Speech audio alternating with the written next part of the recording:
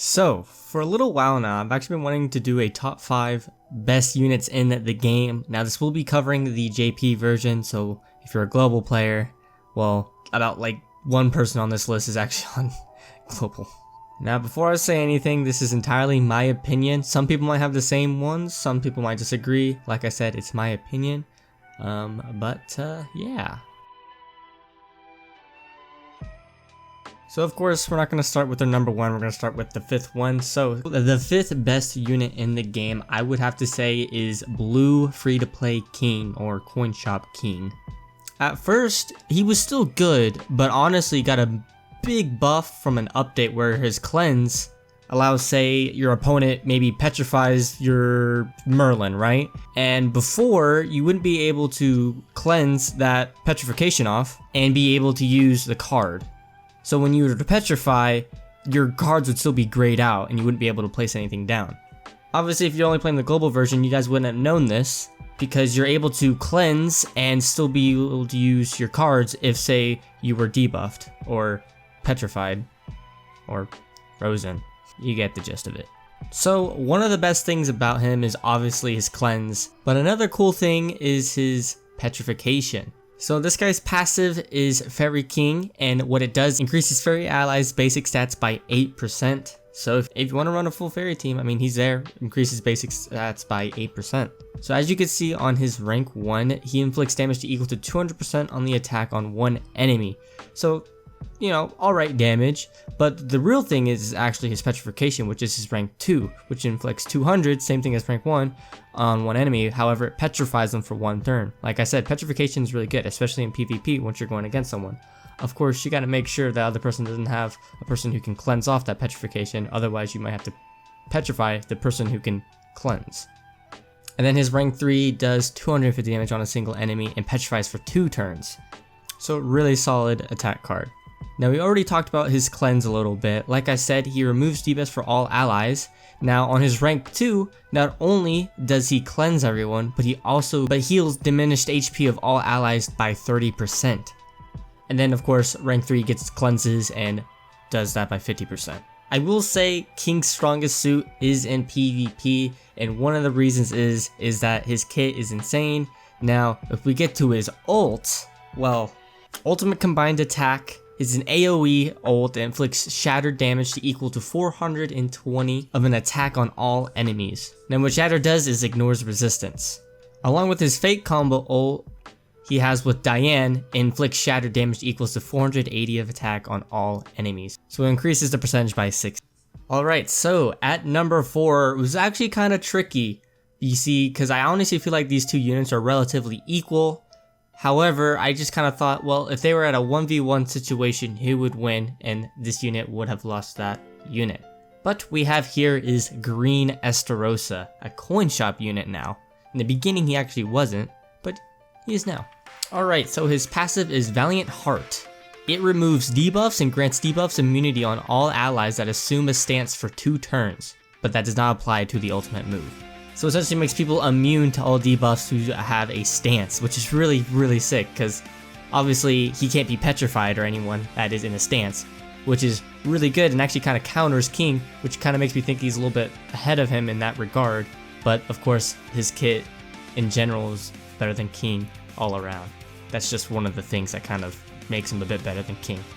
Alright, so his attack card. So his skill 1 inflicts his charged damage to equal to 200% of an attack on one enemy. So what charge does is ignores defense. So no matter the defense, say if like Diane had a defense boost, the defense is nothing. It's irrelevant.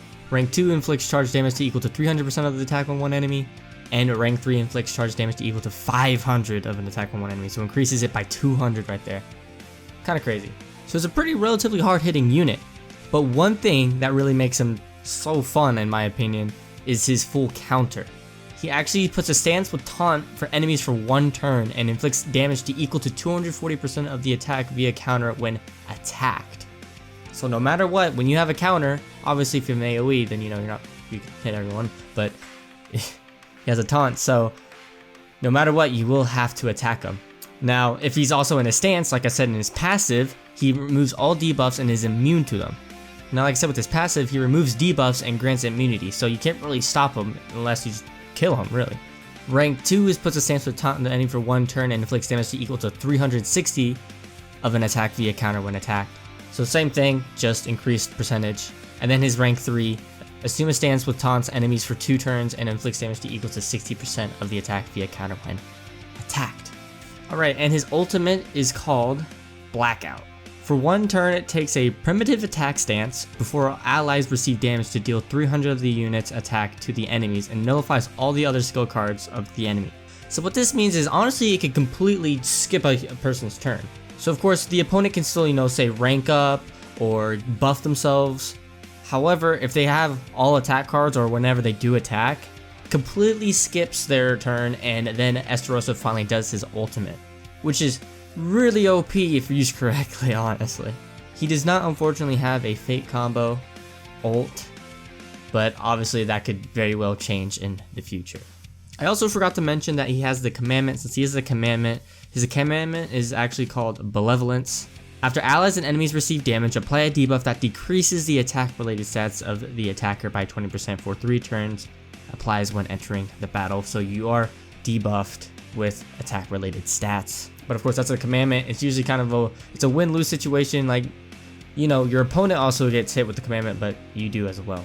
So in PvP geared and PvP ungeared, he's very solid, really good unit all around. However, he does kind of get a little bit oofed when he runs into this opponent, which is actually the number 3, because usually he kind of destroys him.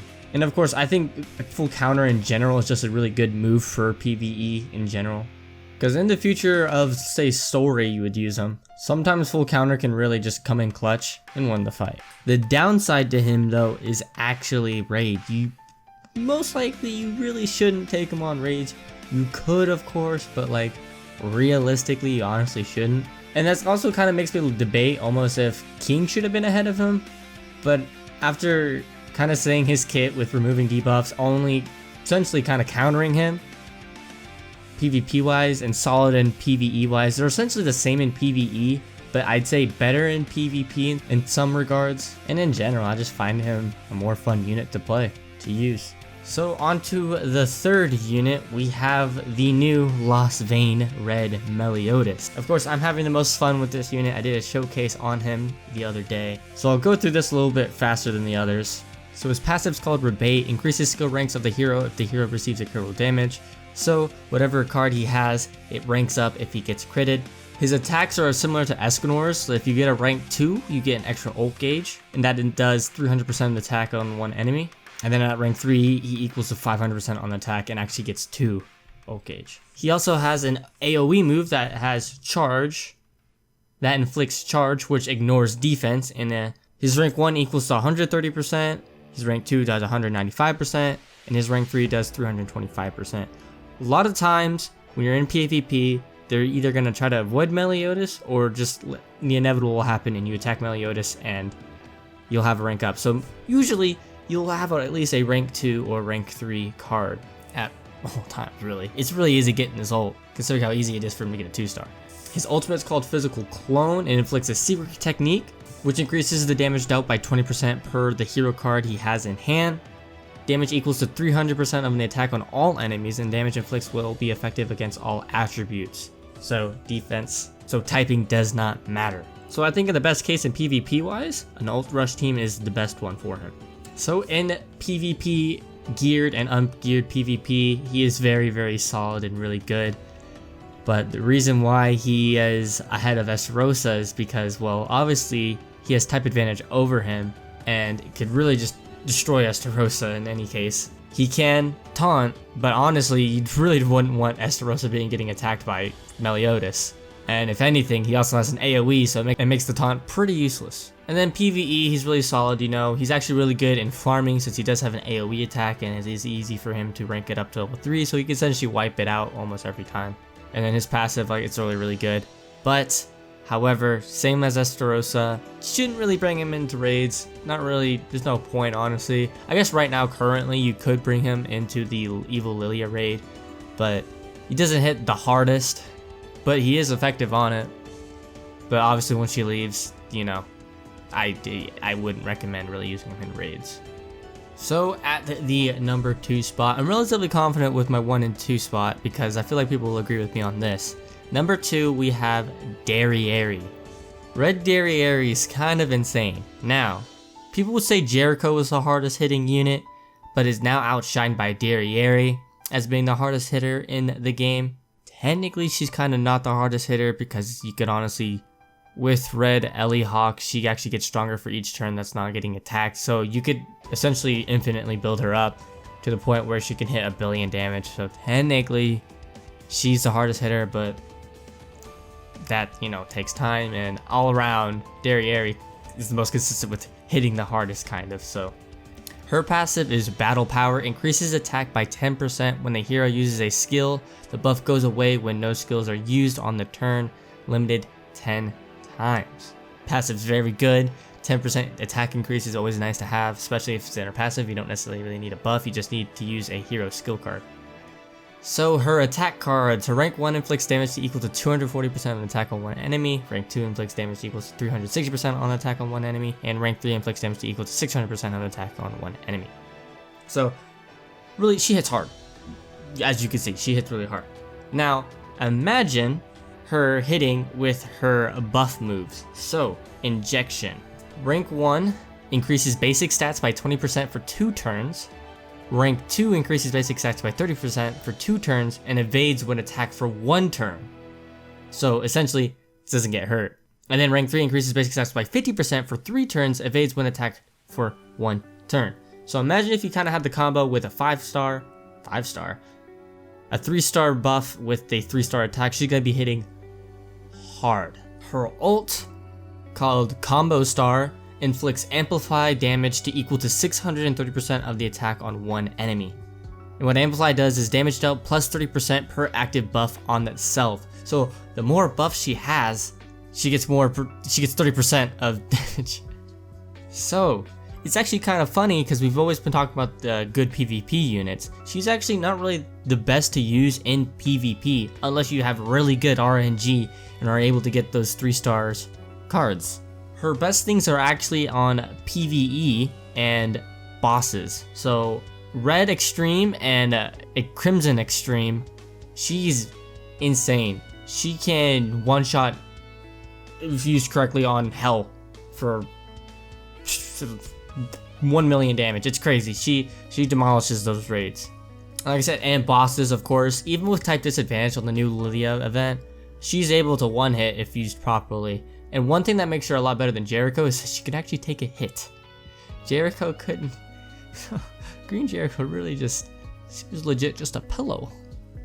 Alright, last but not least, I'm sure you guys already know who this is. But at number 1, we have Blue Melly. It's Goethe. It's Red Goethe. Shocker, am I right? As some of y'all may know, Red Goethe is the best unit in the game. In JP, he was essentially almost there day 1. To this day, he is still the best. He's a support character and his kit's just insane. So, his passive increases all allies attacked by 10% at the start of the next turn if the hero doesn't take damage, limited to 5 times, resets upon taking damage. So his passive's complete ass. 9 times out of 10, your Goethe's getting attacked. Most people hate Goethe, so they always go for him first. Not because they want to stop the passive, but because what his kit is. His attack cards. Memory Arrow inflicts damage to equal to 120% of attack on all enemies. His rank 2 though is actually an important card. You see, inflicts damage to equal to 120% of attack on all enemies and disables attack cards. So whatever attack card a unit has, if they're debuffed with this, they cannot use it. Of course, King could cleanse it off, but if you have no one to cleanse that off, yeah, you can't use your attack cards. And then for rank 3, inflicts damage to equal to 180% of attack on all enemies and disables it for 2 turns. So when you get a gold, it's really annoying once you get a gold Goethe, because when you're in PvP and you get hit with that gold one and you legit only have units that have attack cards, you're just gonna be sitting duck for 2 turns, and it's like, it's really unfortunate. Alright, so what he is best known for, his Invasion Arrow. By far the most broken card in the game. His rank 1 increases skill rank of one ally. Of course, you can choose to whoever you want to rank up. But his rank 2 though is where you increase ranks of all allies. So every hand you have on your deck, if you put that rank 2 invasion arrow on, everything gets ranked up. And if you have a rank 3, increases skill ranks of all allies, increases basic stats by 20% for 3 turns. That's really good. So you can combine this with, say, use this on it's like a red team with a Arthur and Escanor team, where you get a 3-star rank up that gives you 20% 20 by Goethe, and then you can use Arthur's 3-star, which I believe he gives you like 50 or 30, I don't exactly remember, and then Escanor will just, well, Escanor, he will oof. And his ultimate is really, really good, especially if you 6-6 him. Of course, all units that are AoE honestly are really good when 6-6 regardless, but Goethe's ultimate is called a Rewrite Light and inflicts equal to 350% of damage or attack on all enemies and depletes 3 ultimate move gauges. That's annoying. So when you have a Goethe's ult, he does usually hit less, of course depending on the ult level, but he does get rid of 3 ult gauges, which is super annoying. And he has a fate combo with King, or I should say Skinny King. He inflicts damage to equal to 400% of an attack on all enemies and depletes 5 ultimate gauges. So this just gets rid of it entirely. So you really hate to see it once you get hit with a Goethe ult. So what makes Goethe so good is all around, he is just a phenomenal unit. PvP ungeared, he's amazing. PvP geared, he's amazing. Farming, he's actually relatively fine. He does have an AoE attack, granted, doesn't really hit that hard, but he does. But when he gets his ult, it's an AoE, and that's, you know, it's pretty solid on PvE farming. And on every single raid, red extreme, gray extreme, crimson extreme, he's essentially a must-have unit on the team. I can't stress this enough, global players, if you haven't pulled him or if you're thinking about summoning for him, summon for him, try as hard as you can because he'll be the best unit in the game for a long time. I don't know how Grand Cross will up him up. They might do something reverse where someone uses an evasion arrow, but instead of doing attack seal, maybe it's a buff seal. That's what his blue counterpart does, is gets rid of debuff moves. But with all that being said, if you guys made it to this part, I really do appreciate it. Thanks to my buddies for helping me out with this list. I was kind of debating on how I should go about it, but it means a lot if you got to this point. If you guys want to see more Grand Cross videos, be sure to subscribe. As I'm recording this, I know this is going to take me a long time to edit, but it'll be worth it. Anyway guys, you guys take care, stay safe from the epidemic, and Ken Lee.